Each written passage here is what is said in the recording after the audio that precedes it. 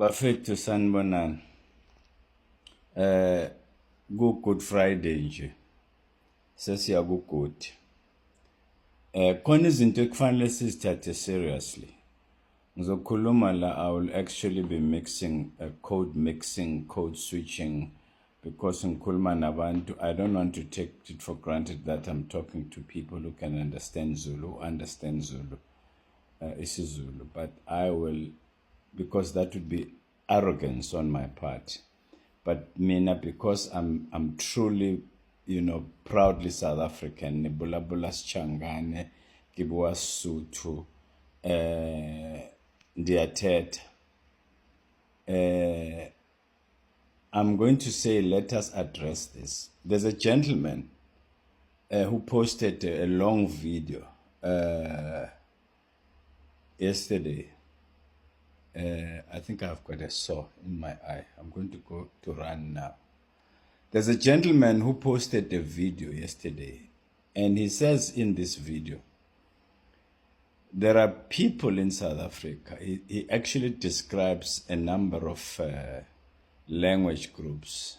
Let's call them tribes, for want of a better word. I know anthropologists. There's a friend of mine, Lisiba Pashadira, was very strict about this term tribe, because he's an anthropologist. But let's say tribe,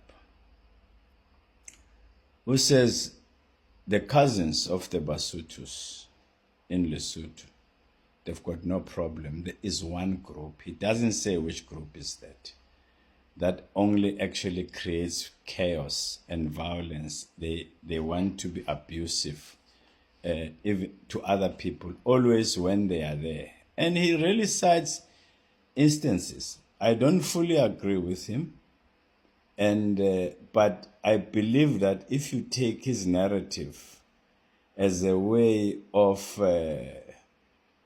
advancing his technique of argumentation, where you sensationalize, you use a hyperbole to make a point, I think it's worth listening to.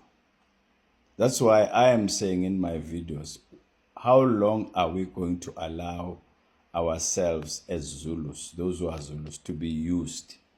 Abantu from Eastern Cape, but awafikile amaZulu, awusiyabonga amaZulu. Abantu, that's very condescending. That's very patronizing. But abantu, yabona kube kwaZulu. AmaZulu into engiyithanda ngamaZulu. Athi mayenza into ayenze. That's an insult.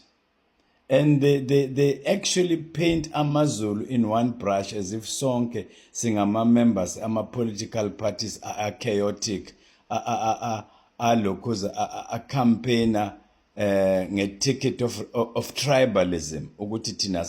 Not all of us are like that. There are many AmaZulu are heroes. The AmaZulu are my heroes who were part of the formation of the ANC. Everybody knows that. Kodwa asikwazi ukuthi singasuka sizipromote as certain language groups. We are busy now with futile arguments. There is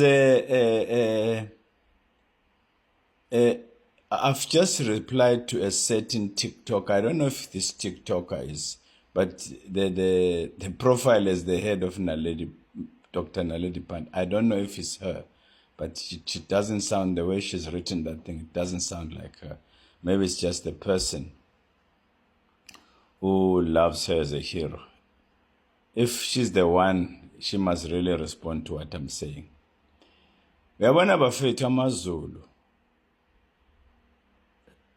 ningawapatronize. Don't be condescending to us. Nina amaZulu are brave. Awafani nathi. That's an insult. That's when you patronize people, you insult them. Ngoba you want to present them as ama stock characters. This has to be called out. This has to be rejected with the contempt it deserves. Laba abat, like this gentleman I'm talking about amaZulu awukuthi enzukuthi ane violence. Let's listen to that and bese sizinuka amakhwapha. njengoba ngishilo ake ngikhulume ngoJacinta uMangobese Zuma. I commended her like everyone is. I was not jumping into the bandwagon. I really thought kusho ukuthi bengakamfundi kahle. I really thought ukuthi she's concerned about ngempela iplight yama ignorance yama immigrants lokhuzane illegal athatha ama facilities ama local citizens.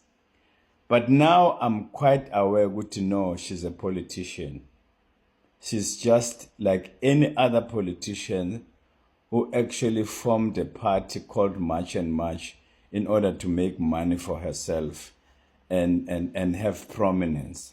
Awukwazi ukuthi uthi you stand for liberation and equality within a community, within isizwe sako Africa. Buse ucula iculo uMzulu namadoda amaZulu who have captured you abangani bakho nithi shangane suka endleleni niphethe induku. What image are you sending to abantwana? Abantwana yena abazalayo lo lentombazane, this lady, lo nkosikazi ndodana wami uNcamalala. Yini example ayisho shangane suka endleleni.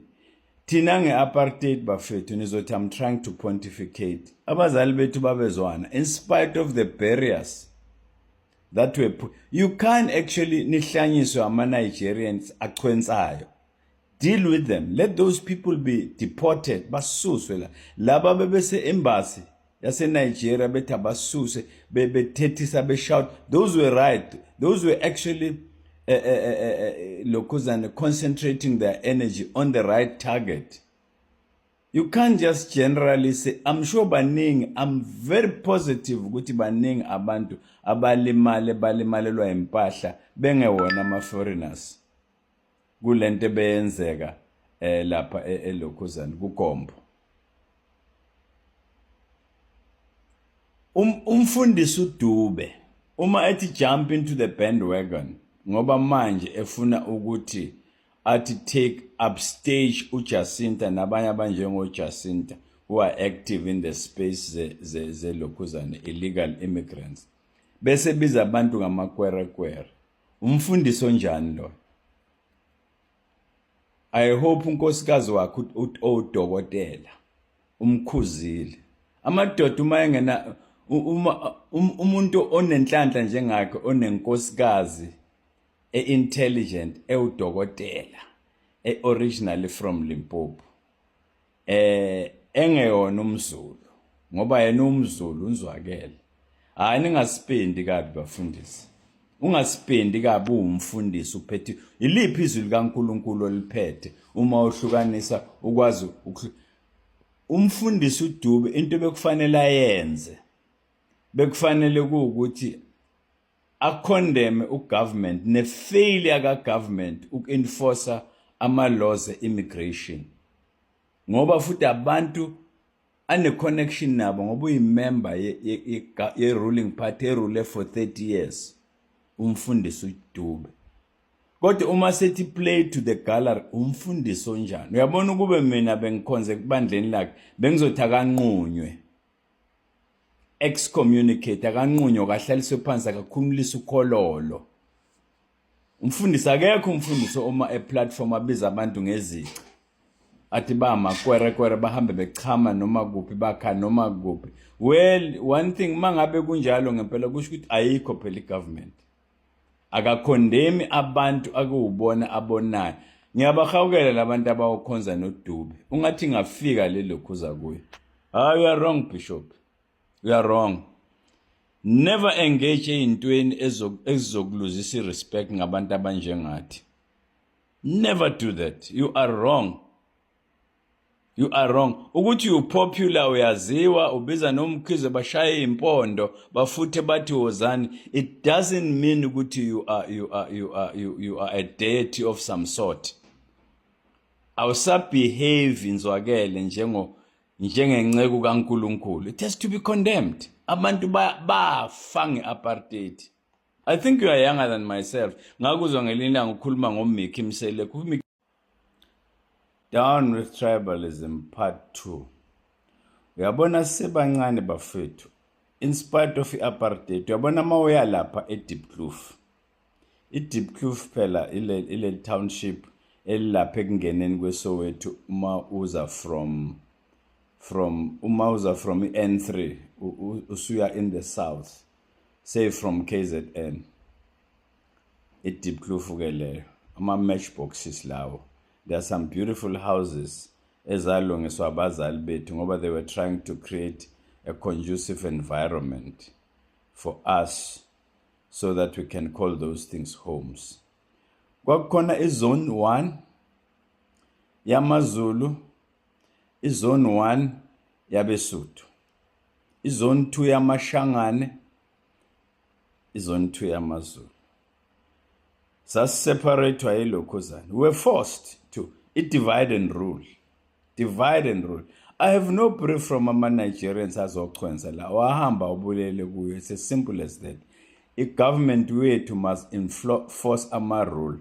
Bayeke ukuzenza holier than thou in terms of bayeke uku-abuse the so-called human rights.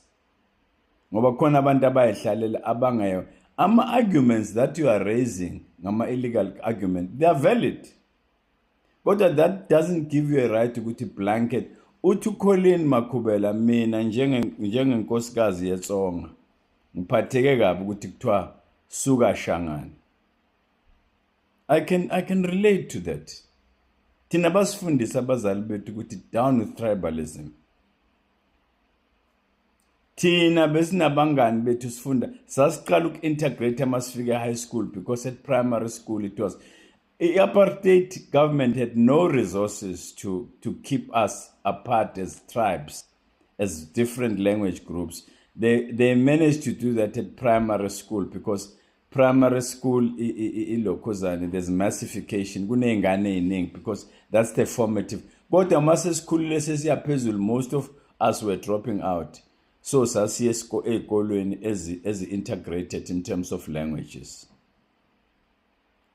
Some of us, laba baseDiepkloof, baya esikolweni esesidala iMadibane High School. Lapho uJudge Ratha Mokgoatlheng uyakhuluma ngoMadibane because bona bamazele eSophia Town because badala kunathi makusukwa eSophia Town. Some of us basuka Alexander abanye basuka eSophia Town with force removal. Ijudge leyazi apartheid uRatha Mokgoatlheng ngoba it was forced removals.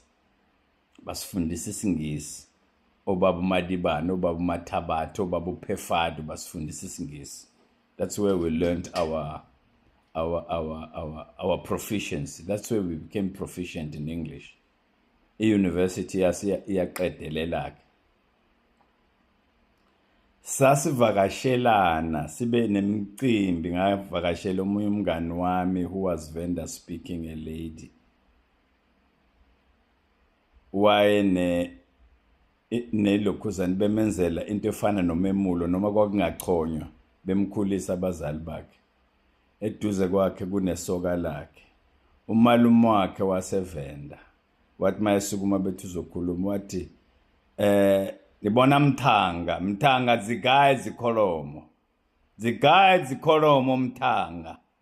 Aningizwa nina kulungile ningangizwa ngoba vele anifuni laba bangafuni ukuthi babe ngamalokhozi babe yiphathi. uNkulunkulu usidale. Niyayazi istory sabantu the Tower of Babel. Laba abantu bahlukaniswa ngokuthi baqala ukukhuluma ama language bengazwani. That was divisive.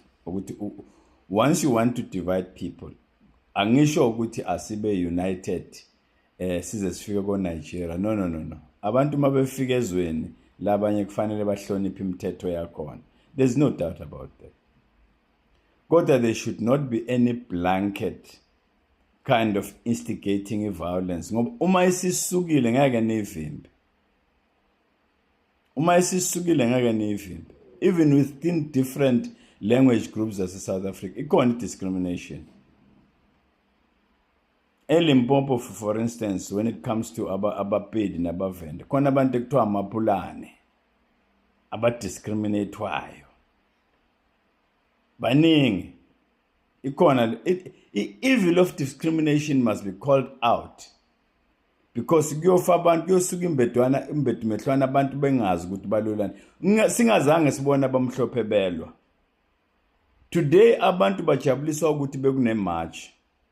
When amabhunu la besicindezele, they are busy building universities, they are building schools, they are farmers, basifida baze basincwabe ngo-AVBOP into yamabhunu, sihluleka ngisho nokuyingcwaba. These are the issues we should be concentrating on, ukuthi why sihluleke ukuzilokhuzana, ukuzifida, ukutshala into enhlabathini, growing our own food, silibele tribalism, ukuthi so and so is better than so and so. Our Mazulu, if they want to do something, we are talking about this futile political lokhuzana, political activities. Abantu bafoma ama-parties right, left and center, but bese amafomile uzwa kuthiwa abanye sebeba involved ku-human trafficking, sebedayisa iy'ngane zabantu eRussia. These are the solutions you are looking for. Abanye bahambe begida nje baxoshwe emsakazweni, awazi ukuthi yini umsebenzi wakho. Who is sponsoring them?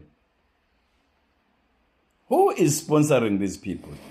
Mhla na ubona ukuthi umthakathi usendlini, intuthu ishunqa ekhaya, niyoyeka lokhu niba yimuka nandwendwe. Ngisho mina laba bayimuka nandwendwe. AmaZulu awazona imuka nandwendwe. Akona AmaZulu decent. Most people, there isn't a single friend of mine or close to me ongenabo abazali that come from different language groups, tribes. Abangani bami bonke, Maseko umawake from Eastern Cape washona, may her soul rest in peace. Khona omunye umngani wami kwakuthiwa uSolash Mangwane, ngamgcina idala. Ngangithi ngelunch sihambe siyodla kubo. Abaningi umntwana okwaphinda angena, uMamzila uNdlunkulu wakhe, uMdlokombane, uMamchiza, uNdlunkulu. They illustrated lento tribalism ukuthi abayilokhozi, abayisupport. Intermarriage between thina amaswazi bonke. In fact, lama country oLesotho, Botswana, Swaziland, ama language akhulunywa lapho, they are dialect of the same language. Uma ngikhuluma isiZulu, umXhosa uyangizwa, umSwati uyangizwa, because ukukhuluma kwethu izilimi zethu zibizwa linguistically ngokuthi they are mutually intelligible. Manje ngeke silandelane noPhumasilo ongomiyayona bahambe bethi namhlanje indaba yabantu abadala izokungenwa abafana behambe bephethe imkhonto nezagila. They show no responsibility in community building.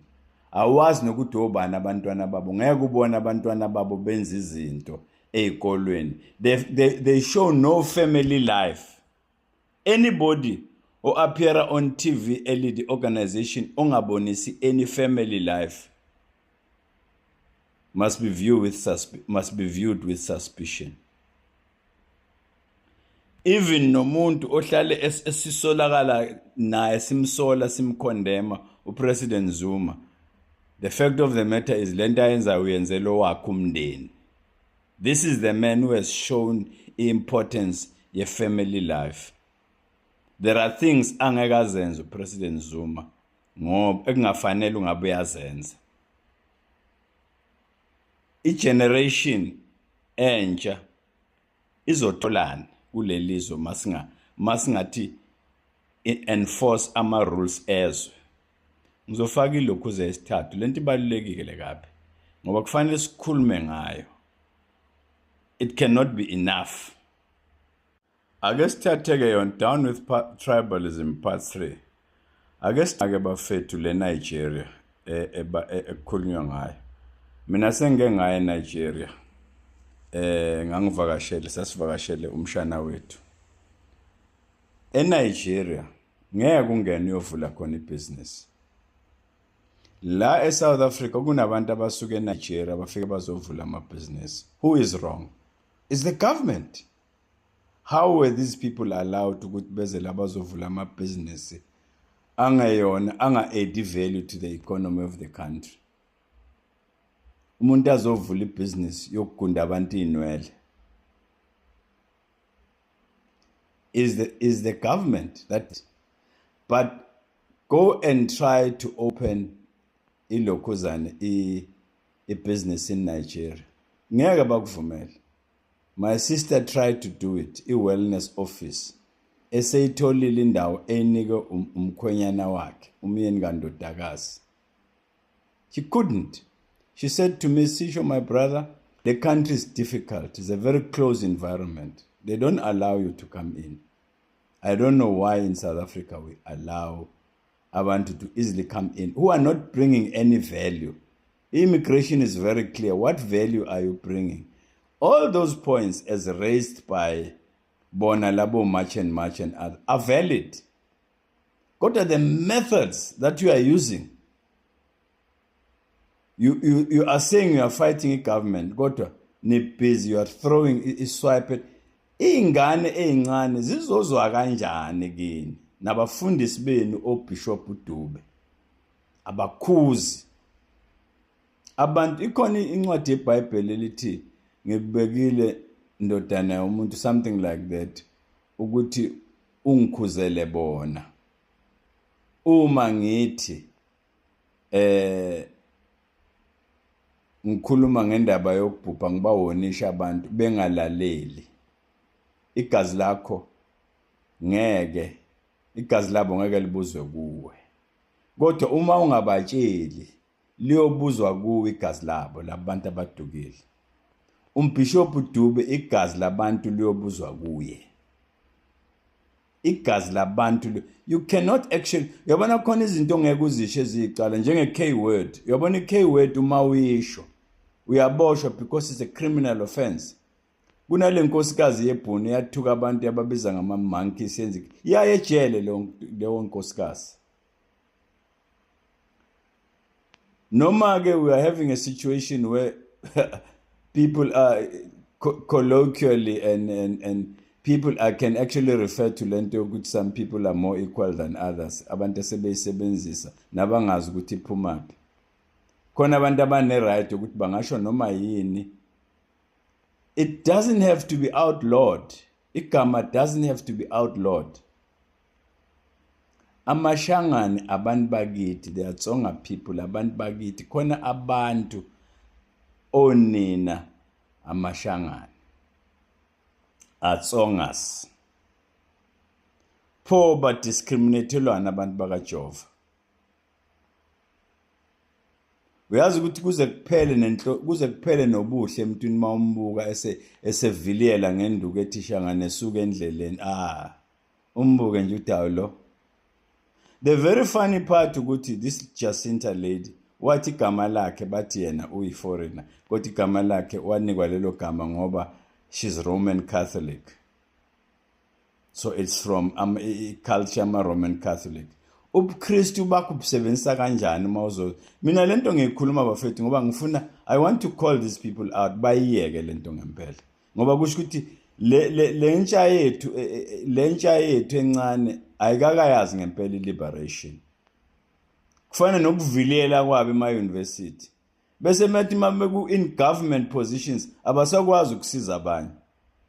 Uthi uyabafonela ufonela umuntu ngoba uzama ukuthi point people at the right direction. Abantu bomphakathi abafike bezekithi bathi babamaphisa wena njengabantu abafundile ngasiza kanjani. Uthi uthinta ama-former students owawasiza usese university angafuni nokukubingelela. Not all of them though. Khona abaphendulayo bakwenzela izinto bakusolvela ama-problem omphakathi njengo David Mahlobo. Deputy Minister of Water Affairs and Sanitation. Very humble young man, ozalwa inkosi. I met the father. Abanye abazi ukuthi David Mahlobo uzalwa inkosi.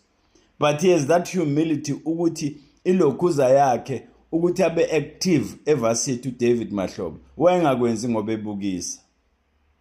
Wayekwenza ngoba he was sincere.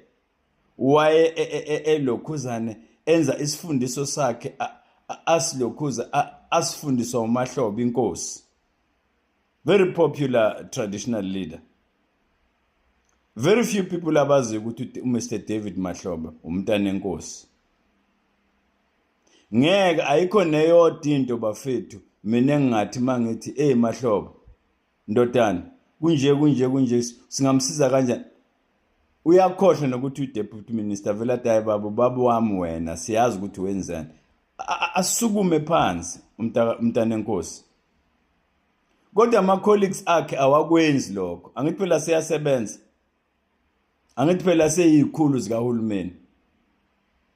So nalaba bahambe becula nongizwe bethe ekuhlangane suke lokho. They've forgotten about their roots. Bantu abamphumani kuleyo nto. You've really offended a lot of people.